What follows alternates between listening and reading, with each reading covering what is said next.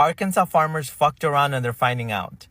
I don't celebrate Arkansas farmers losing their farms, but actions have consequences.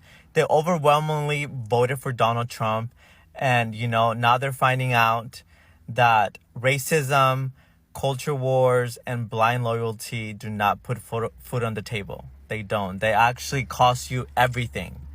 And that now they're asking the government for a bailout. They're asking them for a handout. But I thought MAGA and the Republicans didn't believe in socialism, didn't believe in programs, didn't believe in handouts. They overwhelmingly said no to student loan forgiveness, and now they're asking, for money from the government. Hell no. You fucked around, you're gonna find out. You made your bed, you're gonna lay on it. You're gonna go to sleep on it, and hopefully you have one in the morning. But the way it's looking, many farmers are gonna lose their farms in 2025 and 2026. They fucked around and they're finding out. And, Kamala Harris had a plan for them, but they voted for this guy. Good luck. Good luck. There's a major outcry going on in the US farming industry right now because so many farms are struggling.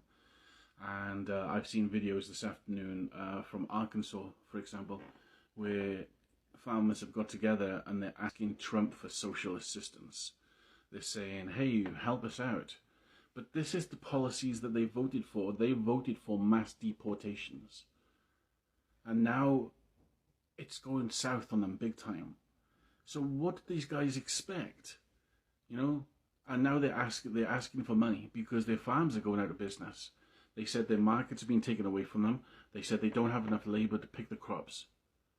And as a result of that, their farms are dying. And so is the livelihood. But these are guys, especially in Arkansas, who voted overwhelmingly for Donald Trump and his policies. And now they're asking for handouts. Sorry, folks. No sympathy from me. Let me know what you think about this in the comments. Right now, we're in a very dire situation. September's upon us. Harvest is starting in the deep south.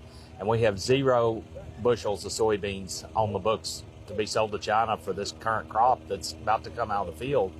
Historically, over the last 5 years, about a third of soybean sales to China would be booked. China amounts to 25% of our total U.S. soybean crop. So that would be 8 or 9% of the whole U.S. crop would normally be on the books with China right now, and we have 0. That is alarming. The farm economy as a whole is struggling.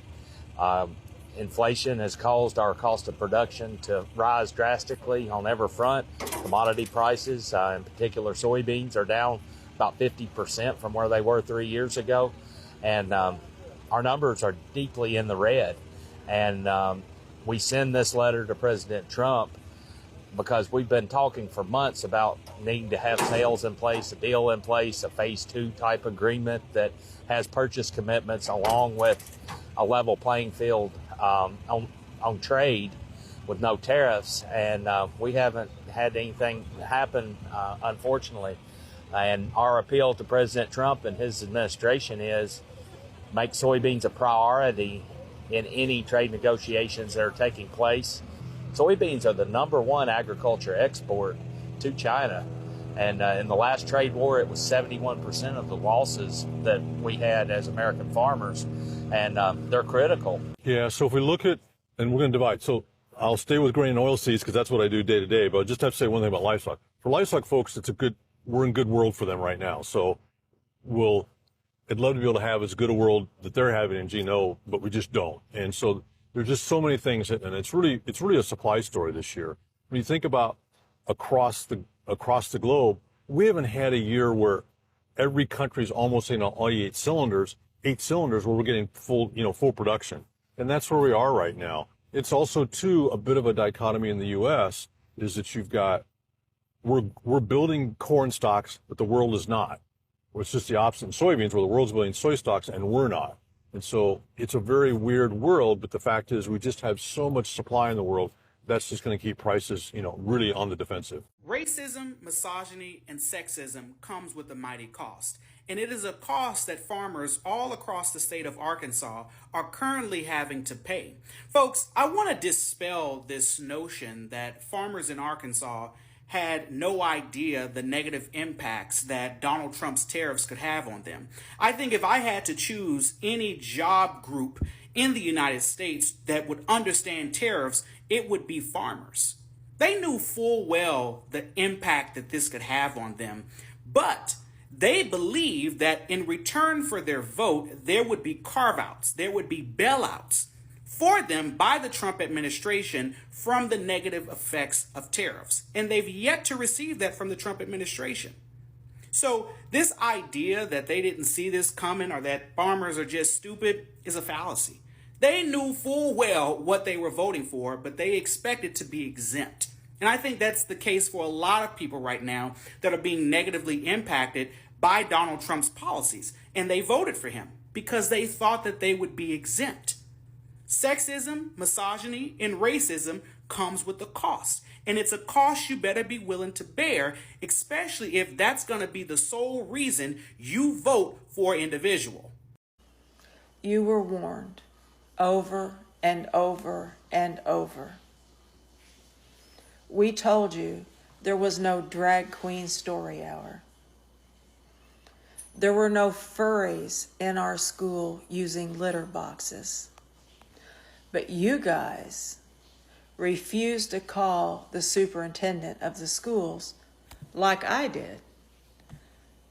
I called Rolla Public Schools and asked Dr. Dare if there was any truth to that.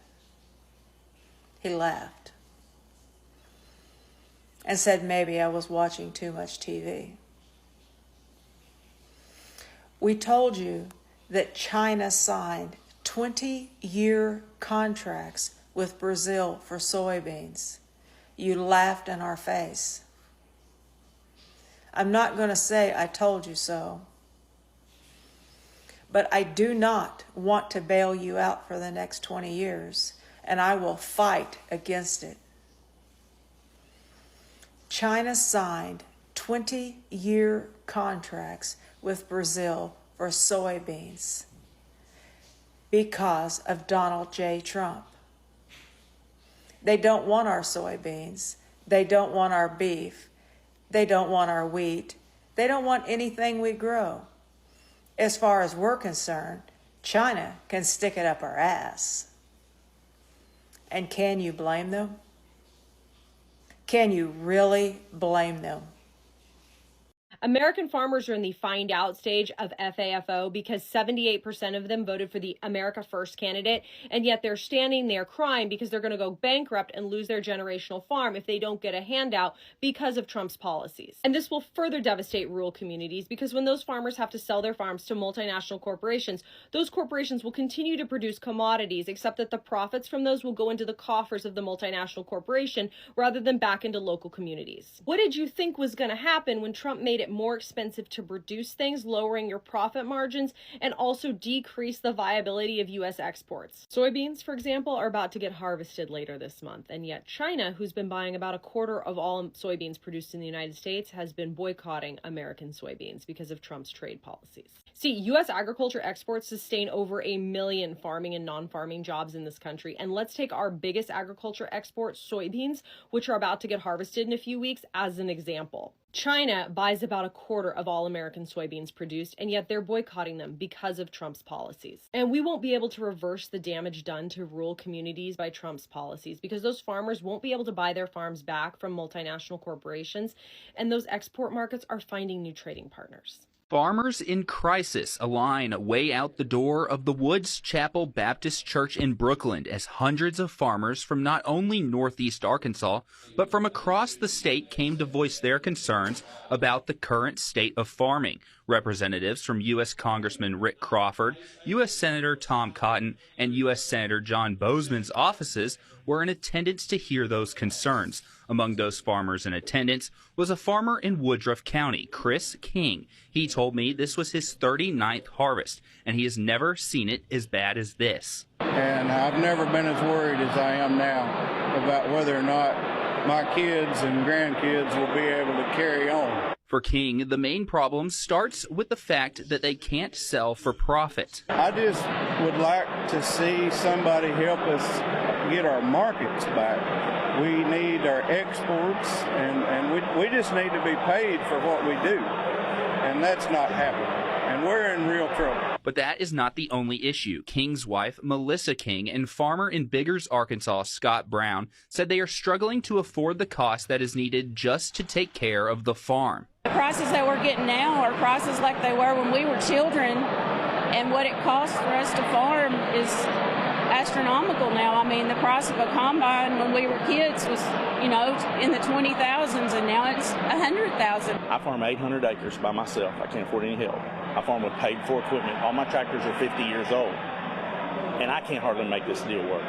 How's the guys farming 5 and 10,000 with 20 hands and $1 million combines and $1 million drills going to make it work? But for Brown, there is something that rounds out all the issues that they are facing: the tariffs. I think the tariffs are the ice cream on the cake of a perfect storm. When you try to sell a product, perfect storm. Okay, U.S. soybeans leaving New Orleans without the tariff to China are cheaper than Brazilian soybeans at the current market. But when you put the tariff on top of them, Brazilian beans are cheaper. So how can this be fixed? In the short term, they have no choice but to mail us a check. I don't know a farmer that likes the check program. Nobody wants to take taxpayer dollars, but nobody wants to go broke. Nobody wants to lose everything. Long term, we have to have options, markets, and places to sell our product. Now those representatives in attendance will be taking these concerns they heard to Washington, D.C. to share with the government leaders so they can try and find a way to solve this problem before it's too late. Reporting in the studio, Jake Tester, K8 News. They're not going to help you. Not a damn thing is going to happen. They didn't even show up to this meeting where they said over 100 farmers came. Not a single Congress member, not a single member of the Senate came to this meeting. I'm sorry to have to tell you this, but your family is going to lose a farm. You're going to lose your family's generational farm. You're going to lose everything, and you will probably go destitute. And once you do, J.D. Vance and BlackRock or other capital venturists are going to swoop in and purchase your family farm for pennies. Yeah, that's what's going to happen. Right? Like, you guys literally voted for this. I had the graphic of Arkansas's presidential election up on the screen. Y'all didn't want a black woman to run this country, and so you decided to side with this idiot who talked about doing tariffs all throughout the fucking campaign trail. This is what you guys wanted. You guys knew what did you think was going to happen? And your representatives didn't even care to show up. Your representatives sent representatives. Nothing is going to happen. This is the end. This is the FAFO moment that we are speeding off of a cliff. Arkansas, I wish I could say I feel bad, but I don't, because I mean, like, you guys are grown. You run a business. It is what it is. I read an article yesterday about how farmers in Arkansas are organizing to beg the Trump administration for federal financial aid because they are being economically devastated by Trump's policies, most specifically the tariffs. And, you know, it's hard for me to cultivate empathy and compassion in this situation. I think the knee-jerk response is, you get what you vote for. You know, you were okay with hurting other people, but you're not okay when it's you. Fuck around and find out.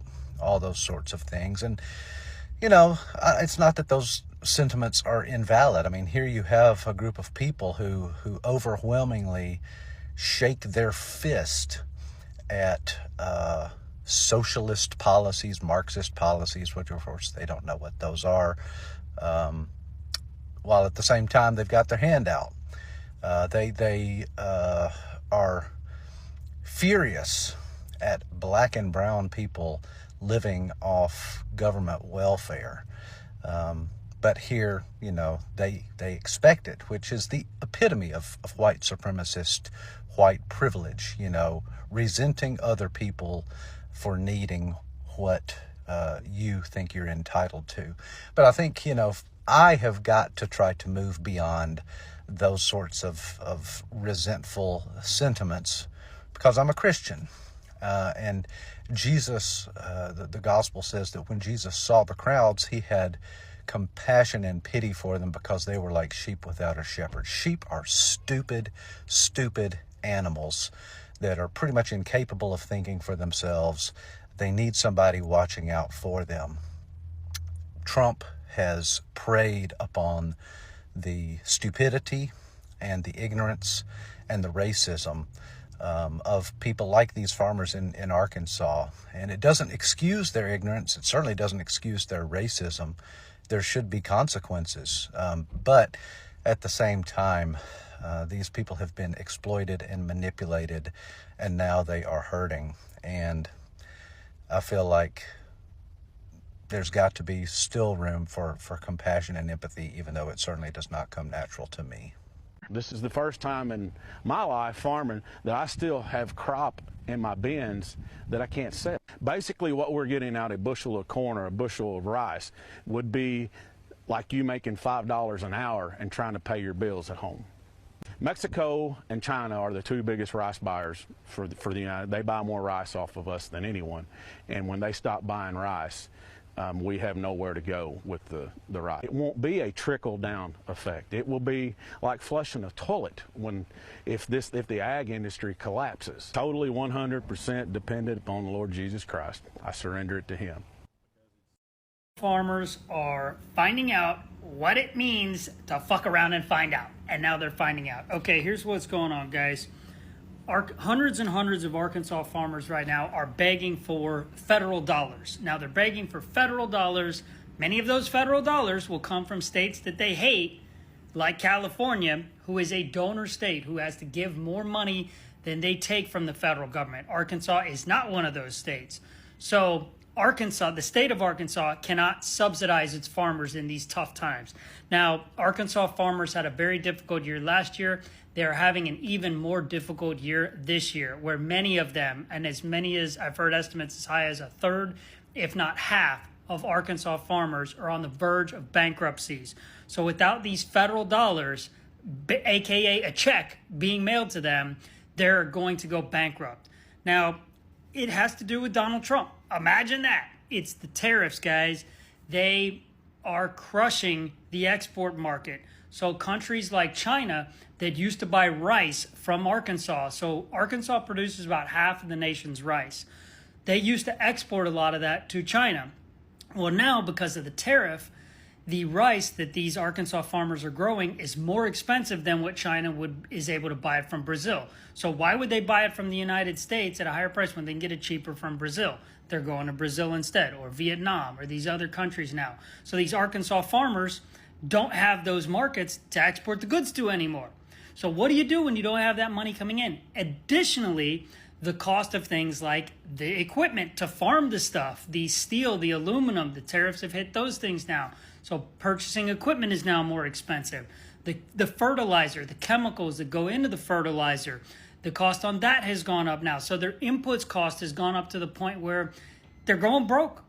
Plain and simple, they're going broke. So what is the solution? The solution is you fucked around and now you're having to find out. You baked a shit sandwich and now you got to eat it and you don't like the way that it tastes. So somebody like myself that's like, well, why would we bail these people out if they voted for Trump? It's almost like I want to be like, okay, look, Farmer John, you didn't vote for Trump. Okay, we'll give you some federal dollars to help you out. You did vote for Trump. You don't get any federal dollars in this situation because what you voted for, you're getting now. So that's my thoughts on it. Let me know what your thoughts on it. Am I being heartless in this situation? You know, it's similar to like people that denied COVID and they said that, oh, I'm not getting the vaccine, that they're trying to inject a chip into my arm and, you know, they're 500 pounds and then they get COVID and then next thing you know, they're in a hospital bed having to say goodbye to their loved ones on an iPad because they didn't believe that the vaccine was going to help them and now they're dying and they got to say goodbye. Same situation. Should we have even given them a hospital bed? How about just saying, hey, you voted Trump. You don't even get to come into the hospital. You're out there. You're on your own. Sorry. Let me know if that's cold-hearted. Let me know what your thoughts are in the comments below. Give your boy a follow.